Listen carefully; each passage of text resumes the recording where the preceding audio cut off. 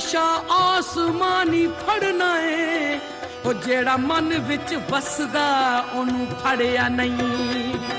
पढ़ कलमा लोक हसाईदा, दिल अंदर समझ न लाईदा। पंजाबी के अजीम सूफी शायर और बुजुर्ग बाबा बुल्ले शाह रहमतुल्लाह अलैह के उर्स की 3 रोजा तकरीबात आज से कुसूर में शुरू हो गई हैं और उसकी तकरीबात से कबल मजार को अर्के गुलाब से गुस्ल दिया गया। इस मौका पर डीसीओ कुसूर, मेंबरान उमूर मजहबिया कमेटी, उलमाए कराम, अरकाने असेंबली और दीगर मुअज्जिजीन ने शिरकत की और उसके मौका पर सिक्योरिटी के भी फुल प्रूफ इंतजाम किए गए हैं। ज़ायरीन की हिफाजत के लिए 1000 पुलिस एहलकार ड्यूटी सर अंजाम देंगे, जबकि सीसीटीवी कैमरे और वॉक थ्रू गेट्स भी नस्ब कर दिए गए हैं।